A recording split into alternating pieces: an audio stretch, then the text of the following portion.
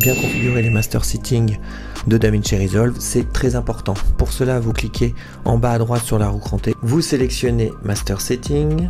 Première chose à faire, c'est la résolution de la timeline. Pour configurer la résolution de la timeline, vous avez plusieurs solutions. Première solution, c'est la configurer par rapport au rush que vous avez capturé. La deuxième solution, c'est de créer une timeline par rapport à l'endroit où vous allez diffuser votre vidéo. Par exemple, ici vous avez Use Vertical Resolution, c'est pour les vidéos verticales pour TikTok, les shorts de YouTube et Instagram. Ensuite, pour la timeline frame rate, vous choisissez 25 pour la France. Du coup, le playback il se transforme en 25 images par seconde aussi. Vidéo monitoring, première chose à savoir, cela dépend de la spécification de votre retour. Si votre retour est un retour HD, vous sélectionnez donc HD 1080p 25. Si votre moniteur il est en 4K ou en Ultra HD, vous sélectionnez Ultra HD. Mais attention, cela dépend aussi de la puissance de votre machine. Pareil aussi, il y a des moniteurs qui n'acceptent pas le 10 bits.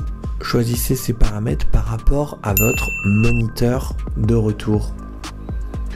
Pour ce qui est de l'optimisation des médias et des render cache, je vous conseille de laisser exactement par défaut en Apple ProRes 422 HQ.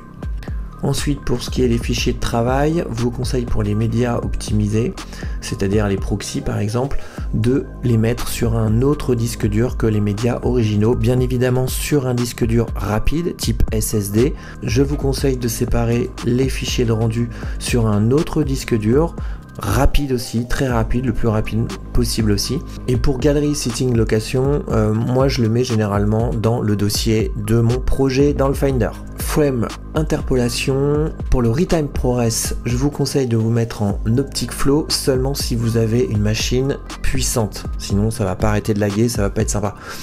Motion Estimation Mode, vous pouvez rester la plupart du temps en standard face, ça va, sinon vous avez une machine très puissante, là vous pouvez vous permettre de vous mettre en Speedwart.